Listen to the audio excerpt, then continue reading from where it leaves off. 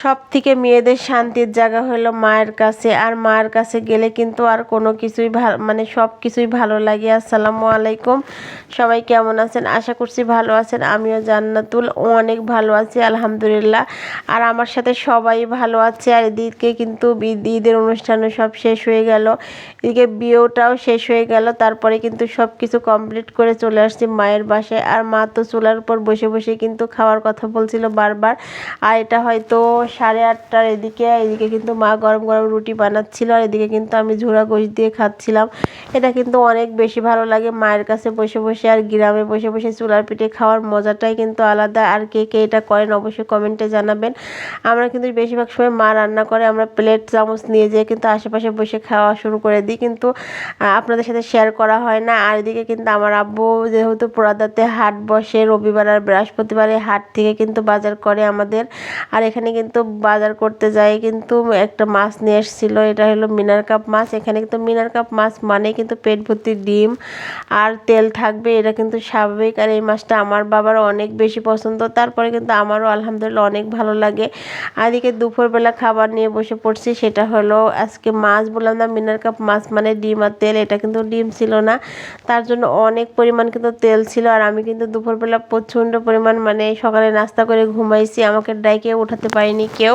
আর এটা দুপুরবেলা করে কিন্তু খাইয়ে নিলাম কচু শাক ঘন্ট সব কিছু। আর পরের দিন সকালবেলা যেহেতু রাত্রে বলে রাখছিলাম মা আর খিচুড়ি কখন খাবো, আমি তো চলে যাব, যেহেতু 4 বছরের বেশি সময় পরে কিন্তু আজকে মসুরের খিচুড়ি খাবো। আর এই খাইছি তো সকালবেলা।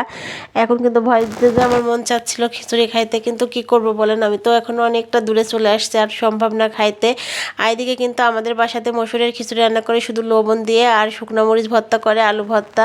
আর অনেক জায়গায় কিন্তু রান্না করে পেঁয়াজ মরিচ খিচুড়ির মতো হলুদ বাদে। আর আমাদের বাসায় কিন্তু একদম পোড়া খিচুড়ির মতো করে রান্না করা হয়, শুধুমাত্র আস্ত মসুরটা দেওয়া হয়। এদিকে মায়ের হাতে নাকি একটু ব্যথা করছিল বা ঝাল হচ্ছিল, আর আমি কিন্তু এদিকে আলুটা ভর্তা করে নিচ্ছি।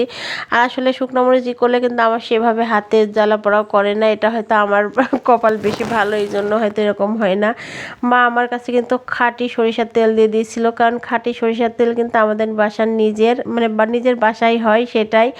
আর বেশ 3-4 বছর কিন্তু আমাদের এই তেলটা কিন্তু বাসাতেই হয়, আর এটাই কিন্তু আমরা খাই বেশিরভাগ সময়।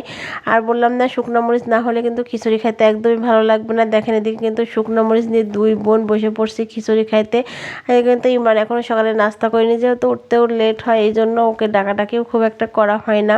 আর এদিকে কিন্তু আমার শুকনো মরিচ দিয়ে কিন্তু খিচুড়ি খাওয়াটা একদম শুরু করে দিছি, তার সাথে আলু ভর্তা। মা ওকে বলছি যে আজকে হয়তো খিচুড়ি খাবে না আর নষ্ট হয়ে যাবে এটা সেটা, মা বলছে না নষ্ট হবে না, সবাই মিলে খাইলে ঠিক হয়ে যাবে।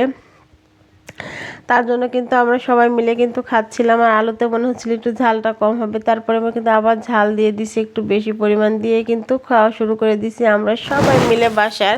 আর সবাই বলতে আমাদের বাসাতে কিন্তু সেভাবে কিন্তু কোনো মানুষ নাই, এখন আমার বোন, আমি, আমার ছেলে, আমার মা বাবা, আলহামদুলিল্লাহ সবাই মিলে আছি। আর কিছু সদস্য কিন্তু বাইরে আছে, যেহেতু বরের বোনের বর সবাই মিলে, তো সবসময় তো আর যাওয়া সম্ভব হয় না, এই জন্য আসলে যাওয়া হয় না। তো যাই হোক, এই ভিডিওটা যদি ভালো লাগে সবাই একটু লাইক কমেন্ট করে শেয়ার করবেন। আর অবশ্যই জানাবেন যে মসুরের খিচুড়ি কার কার পছন্দ, আর যার পছন্দ তাকে বলছি যে আমাকে অবশ্যই দাওয়াত করবেন, আমি খাইতে যাব। আর এদিকে কিন্তু তারপরে কিন্তু আমি যেহেতু চলে যাব বিকেলবেলা, এটা কিন্তু দুপুরবেলার সময় কিন্তু খাওয়ার টাইম। এখন কিন্তু সবাই মিলে কিন্তু আমরা খাচ্ছি বেল, আর এই বেলটা কিন্তু আমার ছোটো বোনের বাসার বেল, অনেক বেশি ভালো, অনেক মিষ্টি লাগছিল। যাক, এই ভিডিওটা এই পর্যন্তই। সবাই ভালো থাকবেন, সুস্থ থাকবেন, আবার নতুন একটা ব্লগ ভিডিও নিয়ে চলে আসবো আপনাদের সাথে। আসসালামু আলাইকুম, বাই বাই।